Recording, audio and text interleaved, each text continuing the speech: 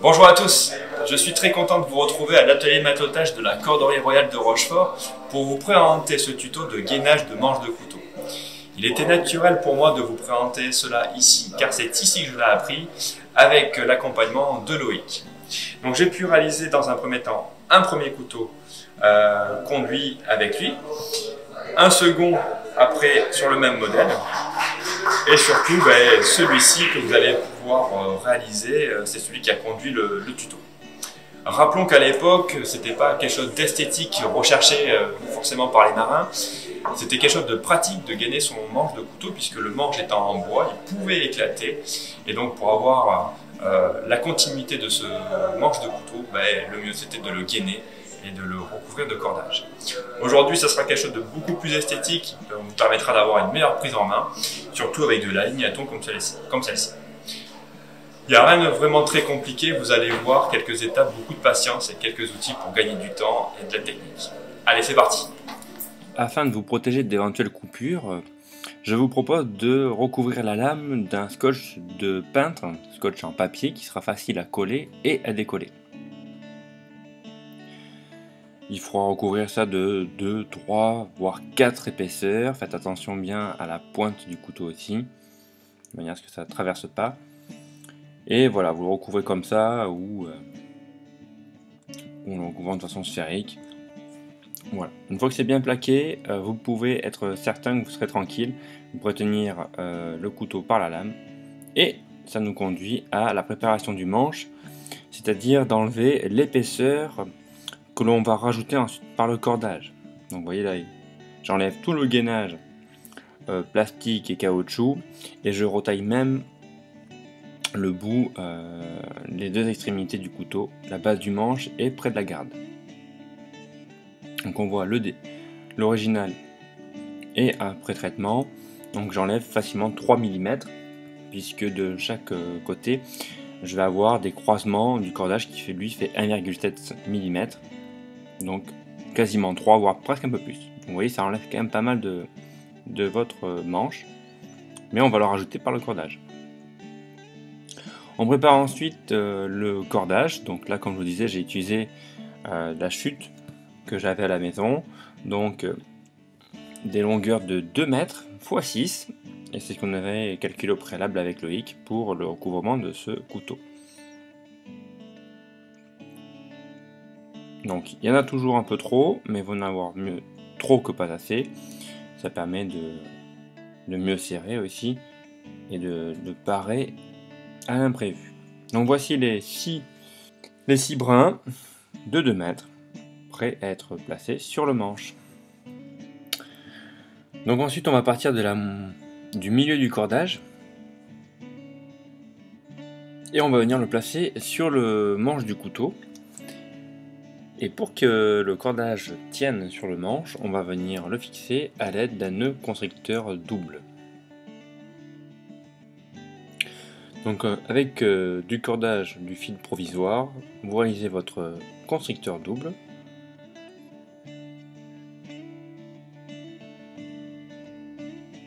Vous vous servez de 2 épissoirs et de 2 nœuds de trésillon pour le serrer et vous le mettez en place. Une fois que c'est fait, on va répartir de façon équitable en fait les 6 brins. On va les positionner de manière à ce qu'ils soient à équidistance. Une fois que c'est fait, vous souquez bien et vous coupez le cordage provisoire. Ensuite, nous allons remonter vers la lame le long du manche pour réaliser les premières ganses. Donc là, c'est un petit peu à votre appréciation. Moi, j'ai fait 1 ou 2 essais avant de me rendre compte. Essayez de garder un angle de 45 degrés, que les brins ne se chevauchent pas, et vous remontez le long du manche. Pour un manche comme celui-ci, j'ai compté quasiment 16 brins. On le verra après. Donc 16 fois ce cordage qui remonte. Donc avec les 6 brins, ça fait quasiment 3 tours de manche, on le voit ici.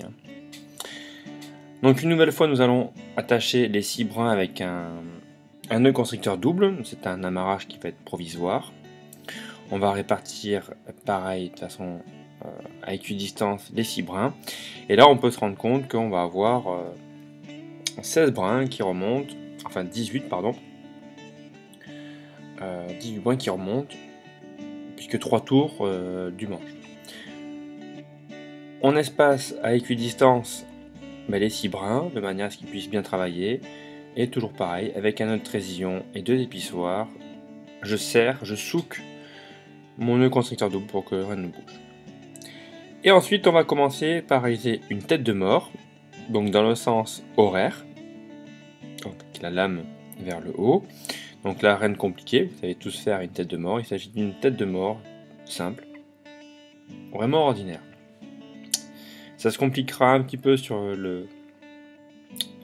la base du couteau, après on le verra après.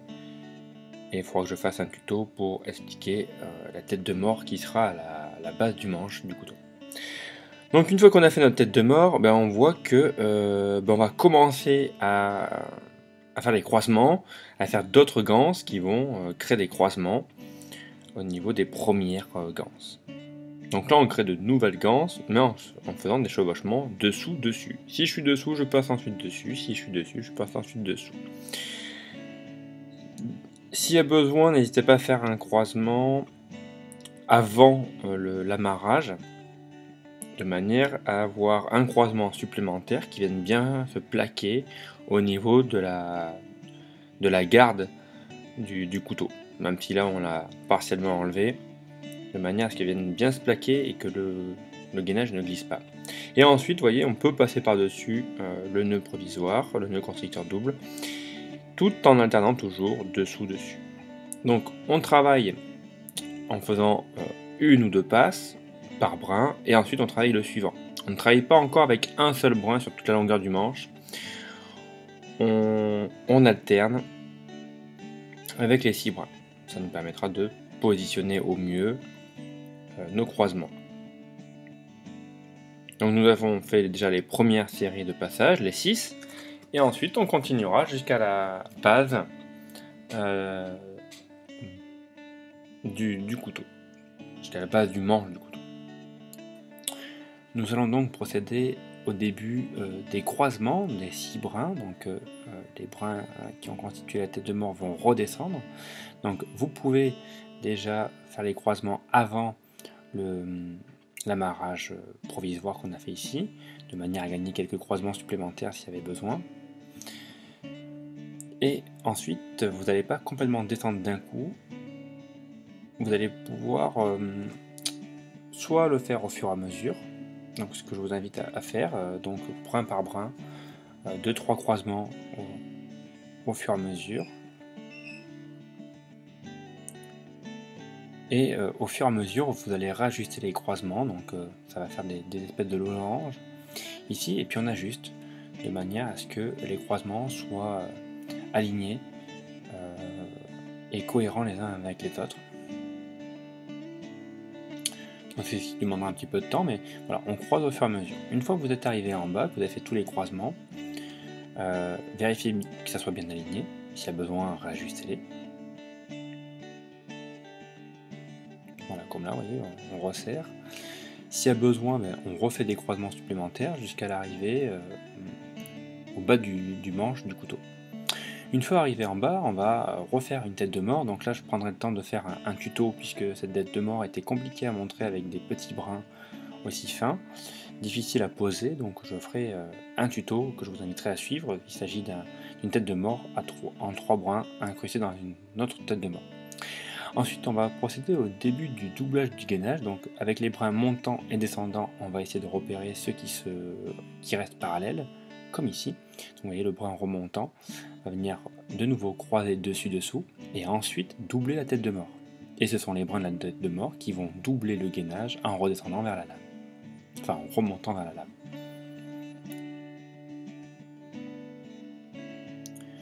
Donc une fois qu'on est sur du doublage, vous pouvez prendre un brin et traverser intégralement le manche, puisqu'on a déjà fait la structure, et ajuster les croisements. Donc là, avec votre épissoir, vous pouvez tracer votre route, si je puis dire, avec votre brin. Donc là j'utilise un accessoire qui m'a été fourni par France Paracord, une aiguille en fait. Il suffit juste de visser le cordage dedans et ensuite de tricoter avec. Donc, vous allez voir la rapidité d'exécution de ce doublage grâce à ça. Autrement, un épissoir comme j'ai pu le faire auparavant sur mes précédents couteaux. J'y ai pensé un peu tard à ce pack d'aiguilles qui est très pratique et comme je vous disais que vous trouverez facilement chez France Paracord.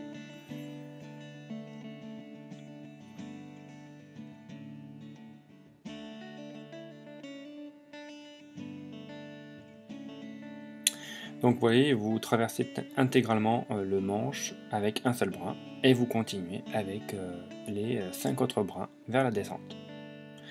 Une fois que c'est fait, il suffit juste de doubler la tête de mort. Donc là on remonte les 6 brins et on double la tête de mort. Donc on vient plaquer ici directement sur la tête de mort à l'aide de l'épissoir.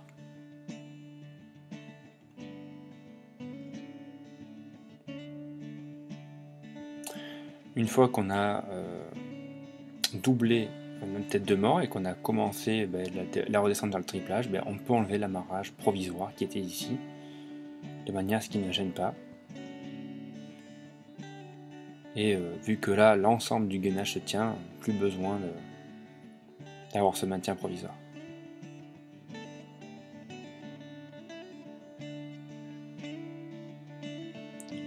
Donc là pareil avec l'épissoir ou avec l'aiguille, vous pouvez tripler et redescendre à toute vitesse ou remonter vers la lame sans problème.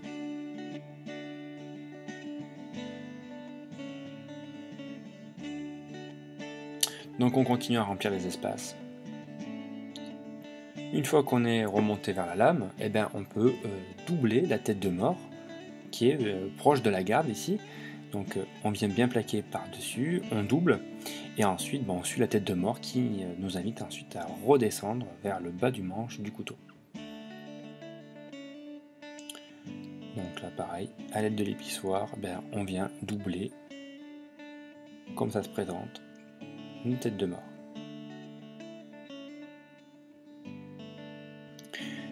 Une fois que la tête de mort est doublée avec les 6 brins, on n'a plus qu'à redescendre comme je vous disais. Et on peut déjà retirer l'amarrage provisoire qui était là, comme en haut, qui était là vraiment juste pour tenir provisoirement la tête de mort pour qu'elle se place, et le gainage également. Donc là, on redescend. On va redescendre avec les différents brins. On suit, tout simplement. Dessus, dessous, dessus, dessous. On fait que suivre.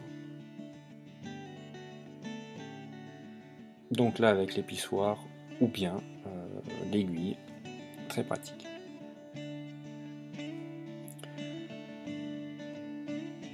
Voilà, là on termine avec le 6e brin et puis on redescend et on continue le doublage en descente.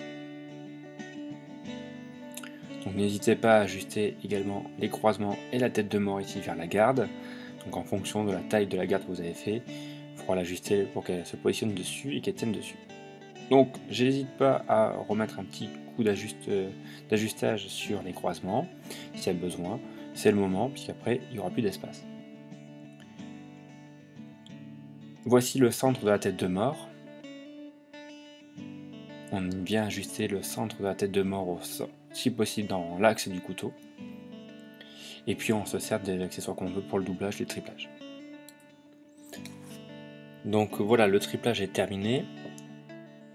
On est passé partout, les brins se retrouvent au milieu et malgré tout il y a quand même encore un petit interstice, donc il faut amener 4 voire 5 passages au centre du couteau. Là le gainage est bien placé quand même, il est sur la garde du couteau et le peu qui dépasse je le reprendrai en coupant le plastique du manche. Donc maintenant je vais passer un autre brin, un 7e brin d'une longueur je crois de 60 cm, 60-70 cm, voilà 70 cm, pour créer une boucle, surtout déjà d'accroche pour accrocher mon couteau à la ceinture, avoir une ligne de sécurité et faire les autres espaces. Donc là je viens au centre de la tête de mort, vous voyez, qui se trouve ici, et comme tout à l'heure je vais m'aider d'aiguilles pour aller un peu plus vite pour le passage, pour faciliter le passage, mais avec l'épissoir ça se fait très bien aussi. Donc j'en trouve ici la tête de mort par son centre, donc repérez bien le centre, vous voyez juste ici, ce petit triangle, et je viens passer dessous pour me retrouver à la base de la tête de mort, avec les deux extrémités. Donc je repasse bien dessous, vous voyez, sous quasiment 4 croisements. Je reprendrai bien le centre de mon cordage pour faire la même chose de l'autre côté du manche. Donc là je vais libérer l'aiguille pour récupérer l'autre. Et pour le fixer sur l'autre extrémité surtout.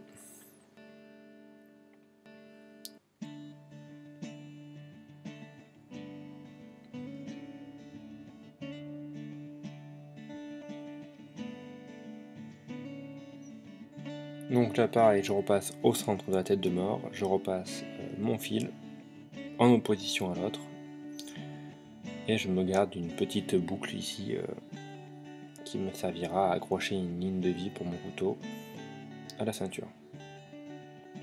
Voilà, ça c'est vraiment si je dois l'embarquer sur l'Hermione ou quelque part, si j'ai besoin de sécuriser mon couteau pour le prémunir de la chute. Et ensuite, une fois que je suis passé des deux côtés, je vais suivre un triplage. Vous voyez, comme ça je fais quadruple passage à certains endroits et ça va combler les derniers espaces. Donc là je peux travailler le fil entièrement et puis ensuite, une fois que j'ai quadruplé, je reprends les 6 brins qui m'ont permis de faire le triplage et quadruplage. Et là je remonte ou je redescends suivant le mouvement du brin et je comble l'endroit le plus épais du manche pour avoir plus de passage et combler les espaces manquants. Voilà, s'il y a besoin, vous allez tirer le cordage jusqu'à là où vous estimez qu'il est bon de mettre 4 passages voire 5 et si c'est bon, je vous invite à faire peut-être un virage discret comme ça, en suivant un autre brin qui lui remonte ou descend le manche. Une fois serré, ça se verra très peu, ce petit raccord. Vous voyez ici, on voit à peine le virage, une fois bien resserré, ce ne sera pas gênant. Et ensuite, donc là le gainage est terminé. J'estime que les espaces sont bons, les croisements sont plus ou moins alignés. J'avoue que j'ai fait ça un peu vite, mais ils sont plus ou moins alignés. L'esthétisme est là. Le principal était surtout de vous montrer comment faire ce gainage. L'esthétisme se trahira avec l'expérience au fur et à mesure. Puis là surtout avec les croisements bleus et gris, c'était pas prévu comme ça. Donc sur les conseils de Loïc qui m'avait recommandé de plonger le manche dans l'eau bouillante pour que le cordage se resserre et se rétracte, ça l'aide à se resserrer. Donc là on peut voir que au niveau de la garde ça s'est un peu resserré, mais c'est pas très grave. Là s'il y a besoin de resserrer, vous resserrez, mais moi à la sortie de l'eau bouillante c'était suffisant. Donc on n'y trempe que le manche, pas la lame, pendant une dizaine de minutes pour que ce cordage se rétracte. Ensuite, on coupera, on rentre les extrémités pour cacher tout ça. Et on en aura terminé avec ce gainage. On enlève la protection de la lame. Et comme je vous disais après, la garde du couteau, je vais la retailler un petit peu au ras de la lame, de manière à ce que ça soit un peu plus esthétique. On le voit ici. Voici la base du manche et puis près de la lame. Donc après on retravaille un peu, on enlève cette partie près de la lame. Et voici le comparatif maintenant avant-après. Donc vu que j'ai deux couteaux identiques, on peut déjà se rendre compte que malgré le gainage, il rentre parfaitement bien dans son étui Mora, comme le précédent. Ça n'altère pas du tout le gainage, ni le maintien dans l'étui. Et voici le résultat avant et après. Voilà, je vous laisse me dire ce que vous en pensez dans les commentaires, si vous avez apprécié ce tuto et si ça vous donne envie d'acquérir un couteau ou bien de réaliser le vôtre. A bientôt!